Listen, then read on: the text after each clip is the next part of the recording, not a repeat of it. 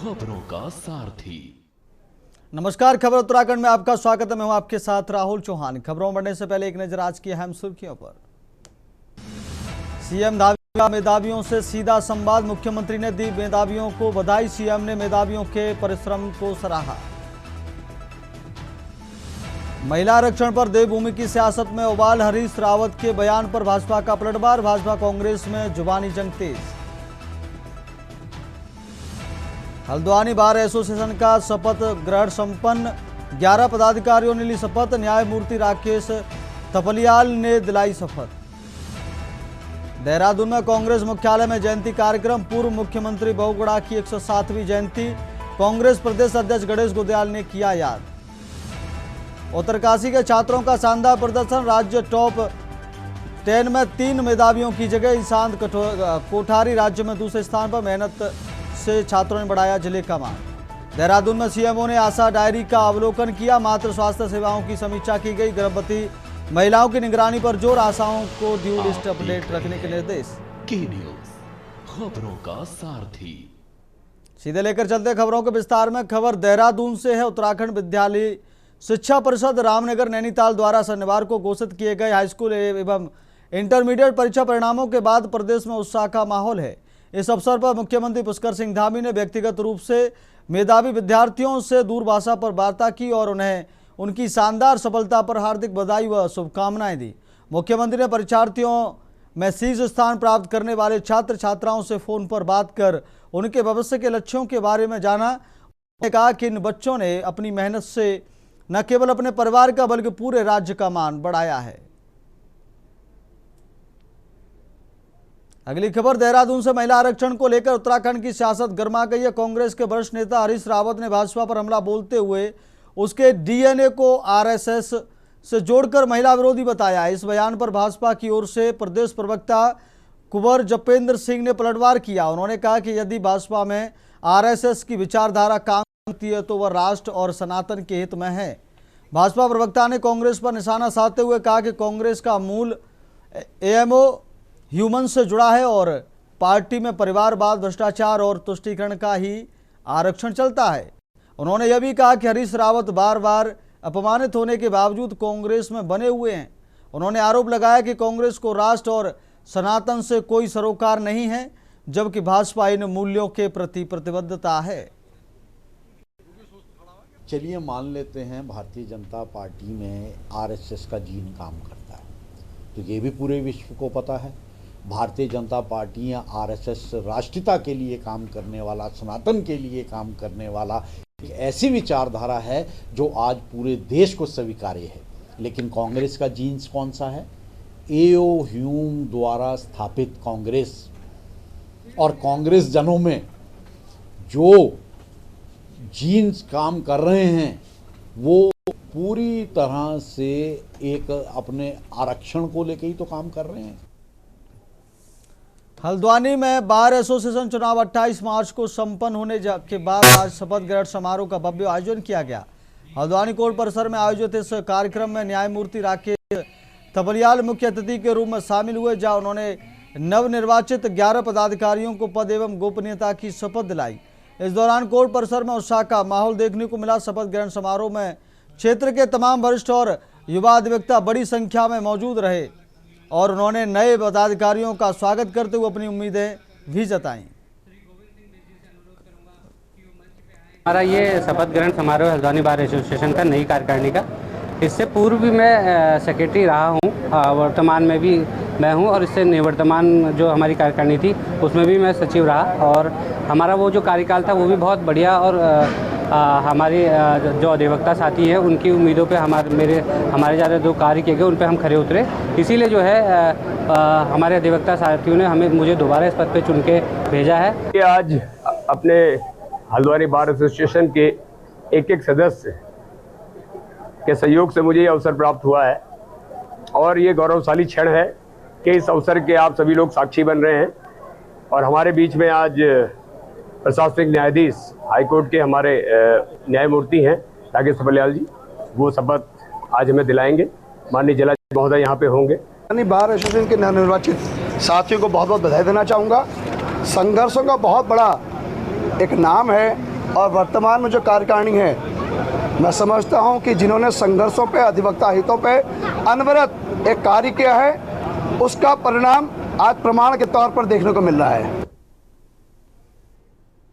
अगली खबर उत्तराखंड से है। उत्तराखंड कांग्रेस प्रदेश अध्यक्ष गणेश गोदियाल ने पूर्व मुख्यमंत्री हेमावती नंदन बहुगुणा की 107वीं जयंती के अवसर पर उन्हें याद किया और श्रद्धांजलि अर्पित की। इस दौरान उन्होंने बहुगुणा के योगदान को याद किया और उन्हें एक प्रेरणा स्रोत नेता बताया। कांग्रेस मुख्यालय में आयोजित श्रद्धांजलि कार्यक्रम में कांग्रेस नेताओं और कार्यकर्ताओं ने हेमावती नंदन बहुगुणा को भावभीनी श्रद्धांजलि दी। इस मौके पर उनके राजनीतिक जीवन और जनसेवा को याद किया गया। प्रदेश अध्यक्ष गणेश गोदियाल ने कहा कि बहुगुणा एक दूरदर्शी और जनहितैषी नेता थे जिनके विचार आज भी प्रासंगिक हैं। उन्होंने कहा कि बहुगुणा के सिद्धांत नई पीढ़ी के लिए मार्गदर्शक हैं।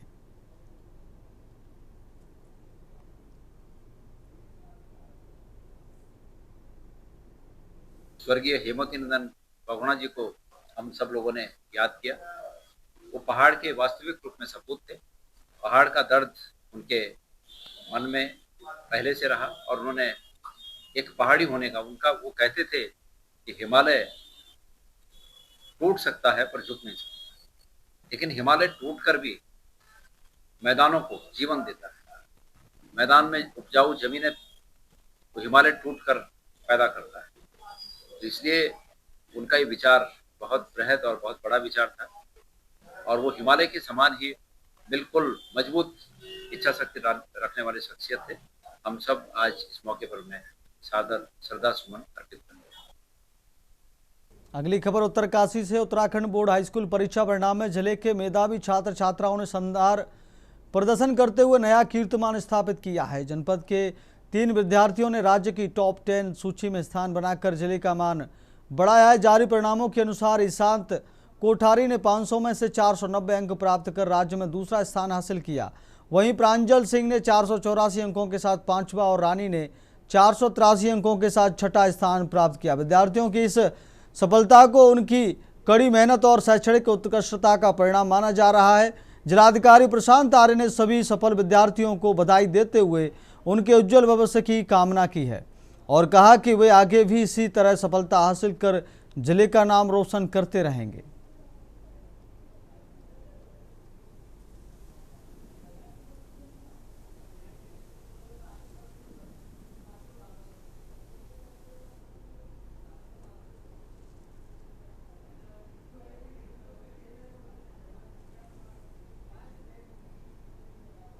अगली खबर नैनीताल से। दुग्ध उत्पादक सहकारी संघ लिमिटेड लालकुआ द्वारा हिमालय पुत्र के नाम से विख्यात महान स्वतंत्रता सेनानी एवं उत्तर प्रदेश के पूर्व मुख्यमंत्री हेमावती नंदन बहुगुणा की जयंती के अवसर पर आज नैनीताल में भव्य कार्यक्रम आयोजित किया गया। कार्यक्रम में हेमावती नंदन बहुगुणा के जीवन, उनके संघर्ष, दूरदर्शी नेतृत्व और उत्तराखंड के विकास में उनके महत्वपूर्ण योगदान पर विस्तार से चर्चा की गई।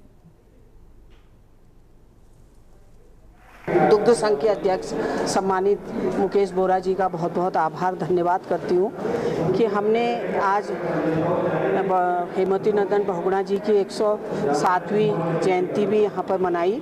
उनको भी हम अपना सत नमन करते हैं और हम उसी के उपलक्ष्य में फिर हम सभी ने यहाँ पर दुग्ध संघ के जितने भी हमारे उत्पादक थे किसान, उनको यहाँ प्रोत्साहित धनराशि भी दी गई।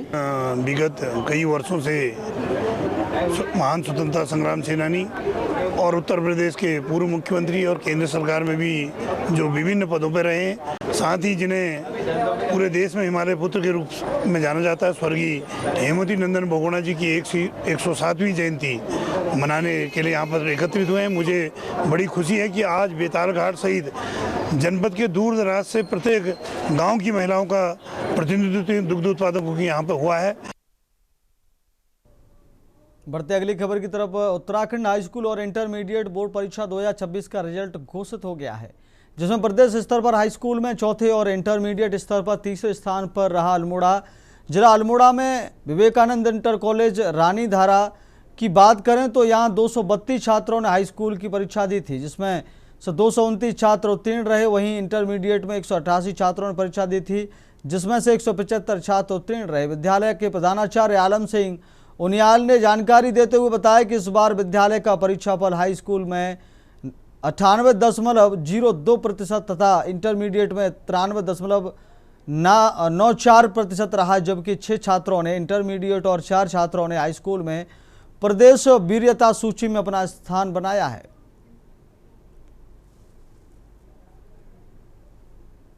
उत्तराखंड विद्यालय शिक्षा परिषद का 2026 का रिजल्ट जो है घोषित किया गया है। तो जनपद अल्मोड़ा का जो है इसमें हमारे हाई स्कूल में 6156 बच्चे जो है पंजीकृत थे, जिसमें से 6097 बच्चों ने जो है परीक्षा दी और 5787 बच्चे जो है उत्तीर्ण हुए। तो जनपद का रिजल्ट हमारे हाई स्कूल का 94.92% रहा है। बच्चों का परफॉर्मेंस बहुत अच्छा रहा। विद्यालय में पूरा हर्ष का माहौल है। इंटरमीडिएट में 111 बच्चे पंजीकृत थे, जिसमें से 110 बच्चों ने परीक्षा दी, 103 बच्चे उत्तीर्ण हुए, जिसमें 23 बच्चे सम्मान सहित, 62 बच्चे प्रथम और 17 बच्चे द्वितीय श्रेणी में उत्तीर्ण हुए हैं। इंटरमीडिएट में 74 बच्चे हमारे पंजीकृत थे, जिसमें 72 बच्चों ने परीक्षा दी। अगली खबर विकासनगर से, जहां उत्तराखंड में खनन आवंटन को लेकर एक बार फिर विवाद खड़ा हो गया है। विकासनगर के बाड़वाला क्षेत्र में यमुना नदी में कैलाश रिवर बैंड मिनरल्स को दिए गए खनन पट्टे पर अनियमितताओं के आरोप लगे हैं। चकराता वन प्रभाग के एसडीओ राजीव नयन नोटियाल ने जिला प्रशासन को शिकायत देकर कहा कि बिना वन विभाग की अनुमति और संयुक्त सीमांकन के ही खनन पट्टा आवंटित कर दिया गया।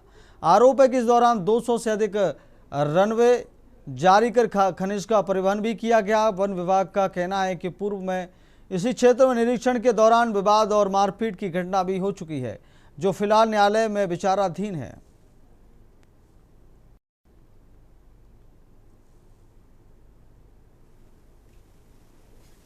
देखिए, आप विगत कुछ समय से देख रहे होंगे कि इस क्षेत्र में जो है अवैध खनन की घटनाओं के बारे में जिक्र हो रहा था और कई प्रकरण सामने आए हैं। तो इस बीच जब हम जो यहाँ पे खनन पट्टे आवंटित हैं या स्वीकृत हैं उनकी जांच कर रहे थे, तो संज्ञान में आया कि यहाँ पर एक पट्टा यमुना नदी में जो है Kailash river bed mining limited को स्वीकृत हुआ है। तो इसकी एक प्रक्रिया होती है कि पट्टा स्वीकृति के बाद जो है उसका सीमांकन किया जाता है और सीमांकन जो है संबंधित विभागों से के साथ संयुक्त तरीके से किया जाता है। अगली खबर कुमाऊं से है। कुमाऊं कमिश्नर दीपक रावत के दरबार में आज एक चौंका देने वाला मामला पहुंचा, जहां सोलर वेंडर्स के खिलाफ शिकायतें आई। लोगों का कहना है कि सोलर प्लांट लगाते वक्त वेंडर्स बड़े बड़े वादे करते हैं, बिजली उत्पादन के ऊंचे दावे किए जाते हैं, लेकिन जब प्लांट चालू होता है तो हकीकत कुछ और ही निकलती है। ना तो उतनी बिजली बन पा रही है और ना ही उपभोक्ताओं को मिल रही है। उम्मीद है कि मुताबिक फ़ायदा इस पूरे मामले पर सख्त रुख अपनाते हुए कुमाऊं कमिश्नर दीपक रावत ने साफ निर्देश दिए हैं कि उपभोक्ता अपने सभी डॉक्यूमेंट्स की जांच करें और यह सुनिश्चित करें कि उनका सोलर प्लांट तय मानकों के अनुसार बिजली उत्पादन कर रहा है या नहीं। साथ ही उन्होंने कहा कि अगर कहीं भी गड़बड़ी पाई जाती है तो संबंधित वेंडर्स के खिलाफ कार्रवाई की जाएगी। और बड़ा सवाल यह है कि क्या सोलर के नाम पर हो रहा बड़ा खेल या फिर जांच में सामने आएगी पूरी सच्चाई। फिलहाल कुमाऊं कमिश्नर ने सोलर प्लांट लगाने वाले उपभोक्ताओं से गुजारिश की है कि आप लगाने से पहले पूरे डॉक्यूमेंटेशन करें और जिससे भी आप लगवा रहे हैं उसे पता करें कि कितने किलो वाट का है और कितनी बिजली उत्पादन करेगा।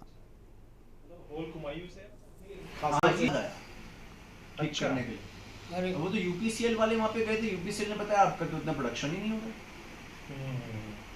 उसको तो तब तक तो उसको 70 का लॉ, उसके कुछ स्टैंडर्ड्स वगैरह उन्होंने बताया। बची अभी कितनी भेजोगे?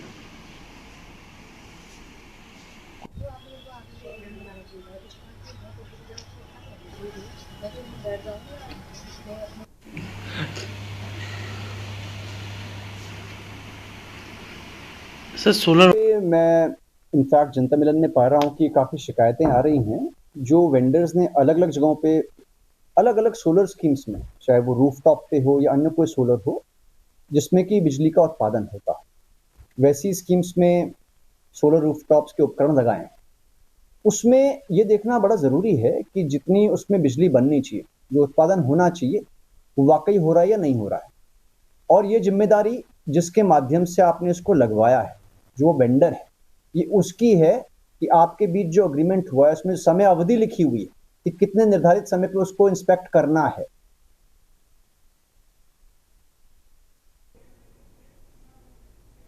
अभी वक्त हो गया एक छोटे से ब्रेक का। ब्रेक के बाद फिर जल्द लौटेंगे।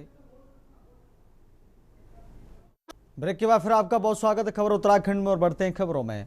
उत्तराखंड में जैसे जैसे गर्मी का प्रकोप बढ़ रहा है, वैसे वैसे ही उत्तराखंड के जंगल भी धधकने लगे हैं। इस साल फायर सीजन की शुरुआत को राहत भरी रही, लेकिन जंगलों में वनाग्नि का तांडव दिखने लगा है। पौड़ी गढ़वाल जिले की श्रीनगर रेंज में सुमाड़ी और आसपास के जंगलों में इस वक्त भीषण आग लग गई है। तेज हवाओं के कारण वनाग्नि ने विकराल रूप ले लिया है। फिलहाल वन विभाग की टीम आग को काबू करने में लगी हुई है। बताया जा रहा है कि जंगलों में लगी आग पर पहले वन विभाग ने काबू पा लिया था, लेकिन फिर कुछ शरारती तत्वों ने जंगलों में आग लगा दी, जिससे स्थिति और भयावह हो गई। देखिए रिपोर्ट। गढ़वाल और कुमाऊं में जंगली जानवरों के हमले और वनाग्नि पर भी वन विभाग और सरकार ने अपनी चिंता जाहिर की है। हालांकि सरकार की ओर से हर संभव प्रयास का दावा तो पहले से ही किया जाता रहा है, लेकिन इसका कोई धरातल पर बड़ा असर देखने को अभी तक नहीं मिला है। आए दिन जंगली जानवरों की वजह से मौतों का आंकड़ा बढ़ता नजर आ रहा है। सरकार का दावा फेल होता है।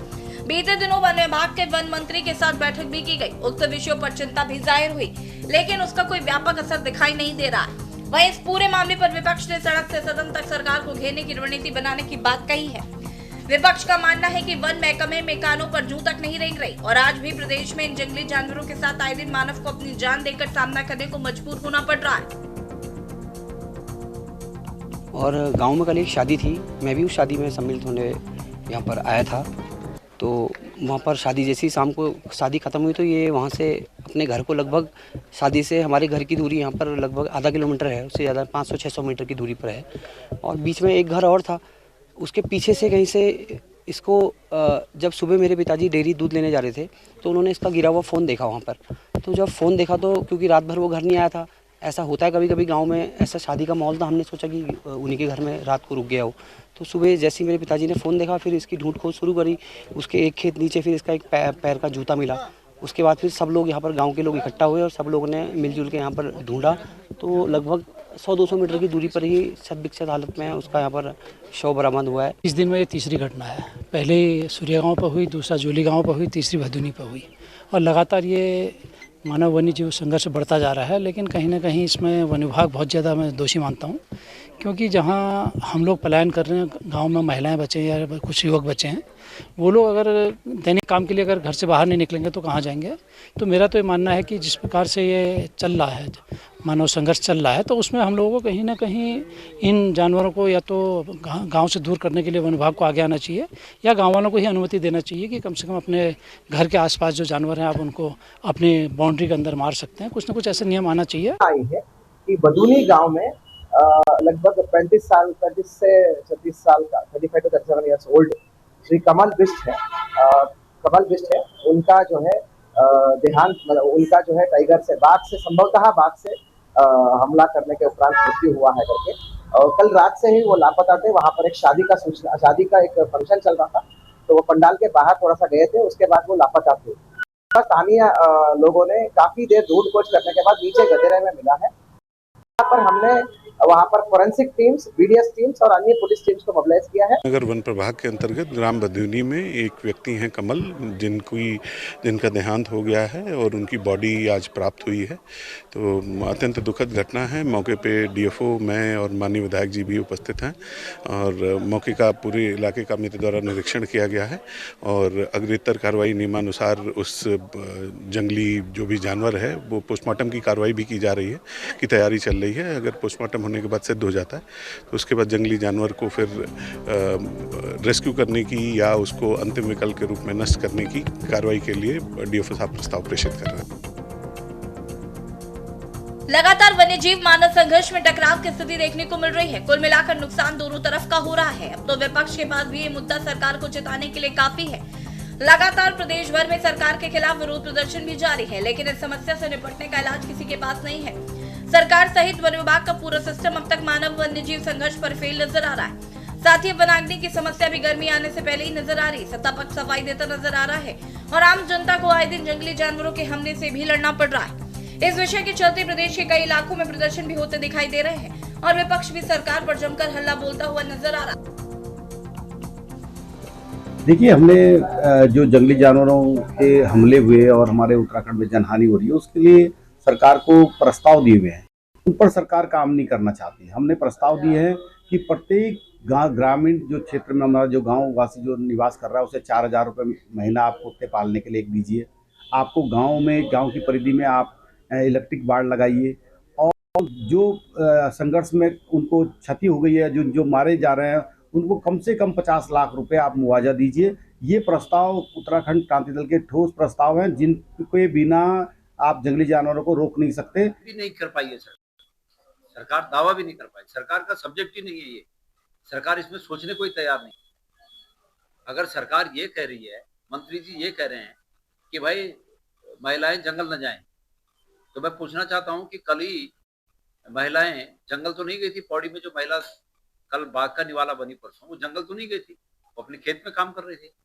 तो मंत्री जी उसके खेत में काम करने के लिए व्यवस्था कर रहे हैं क्या, ताकि वो घर से भी ना निकले?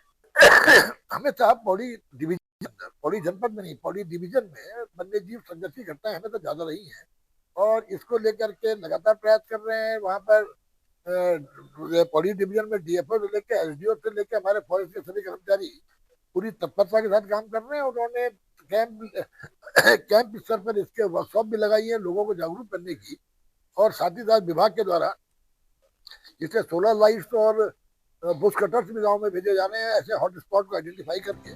उसमें थोड़ा आवश्यकता यह है कि जनता की जागरूकता की सबसे बड़ी आवश्यकता है, क्योंकि हमने मैन पावर भी बढ़ाई। उत्तराखंड में मानव वन्यजीव संघर्ष लगातार गंभीर होता जा रहा है। राज्य गठन के बाद से अब तक वन्यजीवों के हमलों में 1296 लोगों की मौत हो चुकी है, जबकि 6,624 लोग गंभीर रूप से घायल हैं। ये जानकारी खुद वन मंत्री द्वारा दी गई। साथ ही कुमाऊं के नैनीताल जिले में भी आदमखोर का लगातार आतंक बना हुआ है। 100 से ज्यादा स्कूलों में ताला लटका हुआ है। बाकायदा जिले के डीएम को स्कूलों को बंद करने का आदेश जारी करना पड़ा।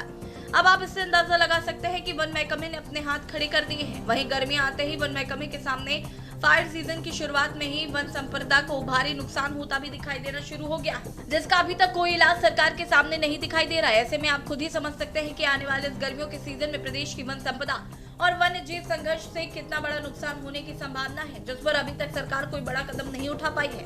Uttarakhand desk report. फिलहाल खबर उत्तराखंड में मेरे साथ इतना ही। मुझे दीजिए इजाजत। देखते रहिए के न्यूज़ इंडिया। नमस्कार।